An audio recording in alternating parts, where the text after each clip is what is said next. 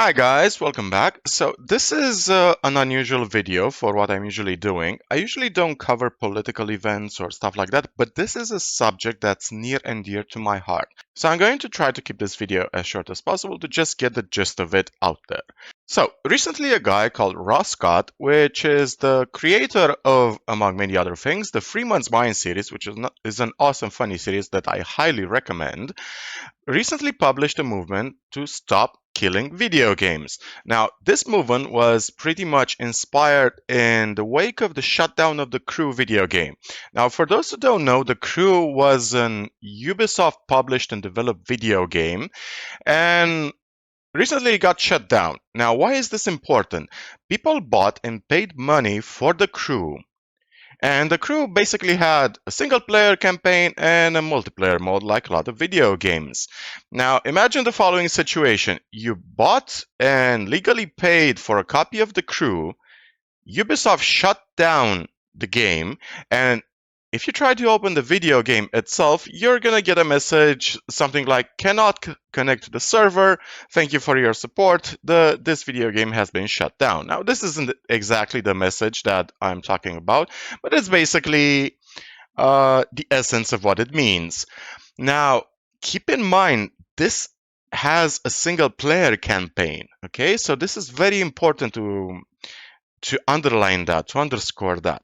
Imagine, for example, that you'd buy a legal copy of the Gothic remake, and 2 years down the line, you come back to Gothic, you want to replay the campaign again. It has a single player mode and maybe a multiplayer mode where you can play with your friends. And when you open the copy, you're going to get a message from THQ Nordic or whoever owns the copyrights for the game, something sounding like, thank you for your support, cannot connect to server, blah, blah, blah. So what video game companies and publishers are doing by this specific behavior is telling you that you don't actually own anything. You buy something that's sold to you as a product, but is treated as a service that can be canceled at any point in time by the publisher or the owner of the copyrighted game or whatever. Now, this is extremely important because we're actually talking about consumer rights here. We're talking about corporations taking a dump on all your rights just to make a profit. And Ross Scott published an initiative called Stop Killing Games. And all you have to do, if you really care about this subject, is simply go to the website Stop Killing Games, and then you can see we have an EU petition. Now, this is real important, and you can also view Ross Scott videos on this, and even Louis Rossman's videos on the subject, which, by the way, he's a super awesome guy that constantly covers different topics, including the recent Disney poisoning a woman debacle.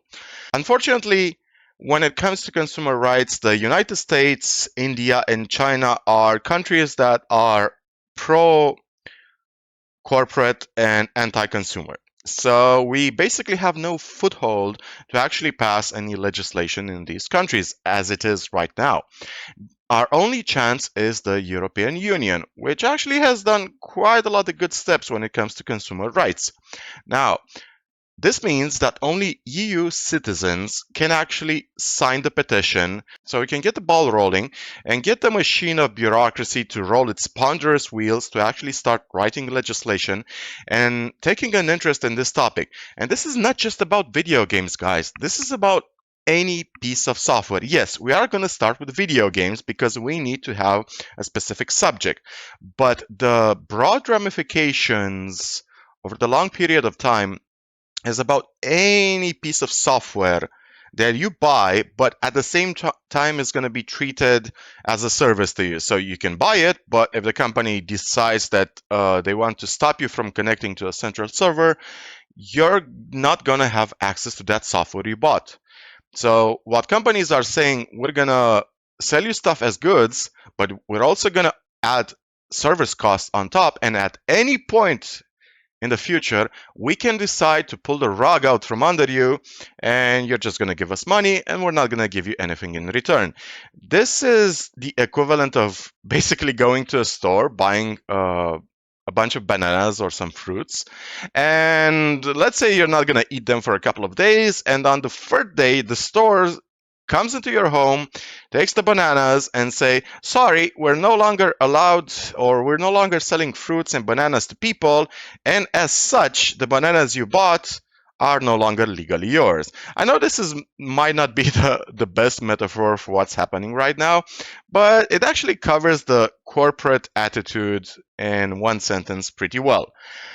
Now, what can we do about this? Now, what you can do is simply go to the Stop Killing Games website, and there you'll find a link that goes to the EU petition.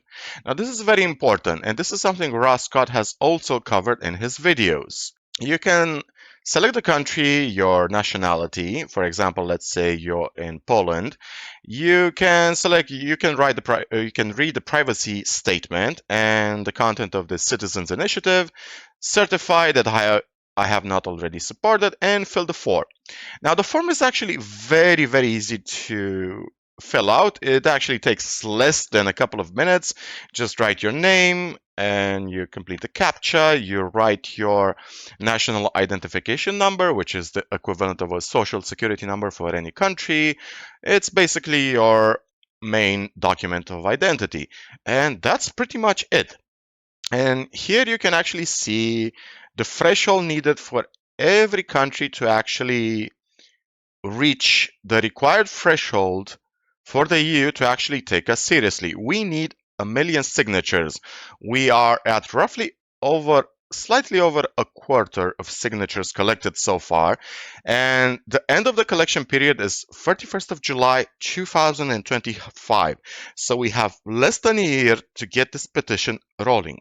Now, what is the petition about? If you go to Ross Scott's video, you can see that it basically requires video games sold to customers to be in a working state at the time of shutdown. So let's say you buy a copy of a video game, you have a legally purchased copy, and the company suddenly decides the game is no longer profitable for them. And instead of allowing them to shut down access to their server, doesn't matter if it's Ubisoft, doesn't matter if it's Steam or GOG or it's PlayStation account, it doesn't matter. You should still have access to the video game you bought, and it should be in a playable state. Now, this initiative doesn't actually force developers to do anything like publish their intellectual property rights or give up the source code or require endless support. It just means that the piece of software you bought, the video game you bought, can still be in a playable state, in the same state you initially purchased it. Now, this has ramifications, honestly, if you really think about it, throughout the whole software climate, throughout the whole global software spectrum. Because right now, we're at a turning point in history where a lot of corporate entities want to treat software as both products and goods. They basically want to have the cake and at the same time eat it. And this basically just shits all over consumer rights everywhere. You either select something to be a product or a service, but they want to create a hybrid where they can at any point in time remove the product from your own ownership just because they decide that their service is not making enough money. Now, besides the fact that this is incredibly immoral, it should also be illegal, but unfortunately, legislation has not caught up to corporate bad practices, and this is exactly the state where we're right now. So if you care about the idea of owning something, if you care about having property that you legally bought and paid for, it doesn't matter if it's software or any type of property, if you care about this subject in your generation or for future generations, please just go to the European Citizens Initiative, only if you are a European citizen, and sign the petition. Now, if you are not an EU citizen, that doesn't mean you can actually contribute. ask your friends, ask your family, ask your co-workers, your neighbors, anybody that is a citizen in the European Union. It doesn't matter who it is. It can be your online friends. Hell, it can be your online enemies. It can be people you fought with in Counter-Strike or PUBG or World of Warcraft or any other online game you ever played. Spread the word out. Help us sign this petition, because at the end of the day, this is all about your rights. This is about your right to own a piece of software. And companies right now, it's not a concerted movement, but companies right now say that you don't have any rights. And legally speaking, they are in a position that they can actually get away with it in many countries. They can get away with it in the United States. They can get away with it in China, in India. Our only foothold we can get right now is to get this petition going, force the European Union to actually take an interest in this subject, and step by step have legislation written so we can have a legal precedent on where to go forward in the future when it comes to actually owning software we have legally purchased. Now, I'm going to address my Romanian compatriots in this video. I'm going to address them in Romanian, but I'm going to put up subtitles in English for everybody, so I'm going to be transparent exactly about what I'm saying. So, dragi români, dacă vă pasă de ideea de a deține obiecte, de a deține lucrurile pe care le-ați cumpărat, și aici nu vorbim de conceptul de a închiria ceva, precum a închiria o mașină, cu toții știm că dacă închiriești ceva, ai doar acces temporar la acel lucru. Nu, vorbim aici de ideea că tu ai plătit pentru ceva și acel lucru ar trebui să fie al tău în perpetuitate. Dacă tu cumperi o carte sau orice altceva și este o carte fizică, imaginează ce s-ar întâmpla dacă peste 10 ani librăria de la care ai cumpărat-o se închide sau este cumpărată de un conglomerat și acel conglomerat îți spune noi n-am actualizat termenii și condițiile, așa că toate cărțile pe care le-ai cumpărat nu mai ai dreptul să ai acces la ele și vine cineva literalmente la tine acasă și îți ia cartea. Poate că nu este cea mai frumoasă metaforă pentru ceea ce se întâmplă, poate nu este cea mai bună, nu are cea mai mare acuratețe, dar încapsulează esența a ceea ce se întâmplă în sfera digitală acum. Noi românii ne plângem de foarte mult timp că toată lumea își bate joc de noi, că nimeni ne ia în serios, că suntem fraierii lumii. Ei bine, acum măcar putem face ceva. Putem să intrăm pe această petiție, fiindcă suntem cetățeni europeni. Putem să o completăm, durează un minut și ceva, durează foarte puțin și putem să știm că am contribuit în a încerca măcar să facem ceva prin care să fim luați în serios pe viitor. Dacă, în schimb, o să fim leneși, cum adesea suntem descriși de ceilalți, și nu o să facem nimic, nu o să mai avem după aceea, sincer, dreptul să ne plângem că, vai, România este nu știu ce hal de țară și tralala, fiindcă, uite, ni s-a dat oportunitatea măcar să facem ceva bun în direcția aceasta și să încercăm să creăm sau să contribuim la crearea unei legislații pentru protecția noastră, fiindcă la sfârșitul zilei despre asta este vorba.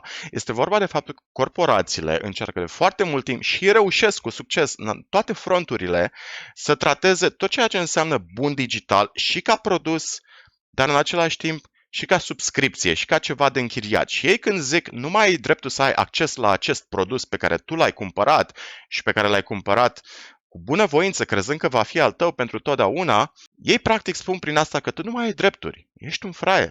Dă-ne banii și fă ce dorim noi. Singura șansă pe care o avem noi acum, în momentul de față, este să forțăm sau să încercăm să convingem Uniunea Europeană să își atragă atenția asupra acestui subiect și să începem să sperăm că o să scrie o legislație corectă, fiindcă totuși avem niște precedente legale prin care Uniunea Europeană a contribuit la scrierea de legislație. Spre exemplu, faptul că avem porturile USB standardizate. Asta este o inițiativă creată și impusă de Uniunea Europeană. Și sunt foarte multe alte exemple în ultimii 10 ani care ne-au ajutat pe noi ca consumatori, scuzați cacofonia, să avem drepturile pe care merităm să le avem. În momentul de față, corporațiile vor să-și bată joc de acele drepturi, noi suntem în poziția în care putem să luptăm înapoi și credeți-mă, este o luptă. Este o luptă pe care trebuie să o purtăm și pentru noi și pentru generațiile ce vor urma. Dar dacă nu vom face nimic, atunci să nu ne mai plângem că românii sunt fraierii lumii și tot așa, fiindcă am avut posibilitatea să facem ceva. Duceți vorba mai departe, spuneți-le despre această inițiativă prietenilor voștri, familiei voastre, tuturor celor care sunt cât de cât interesați de ceea ce se întâmplă în lume, în Uniunea Europeană, de drepturile consumatorilor.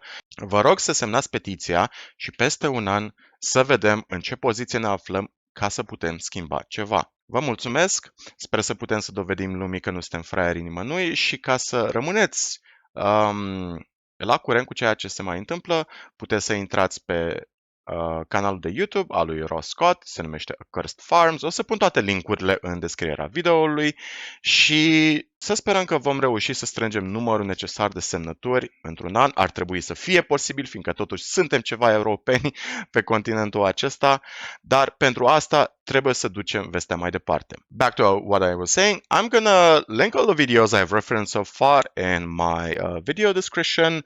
I want to thank you guys for watching this. I know this has been a bit of a clunky description. I apologize.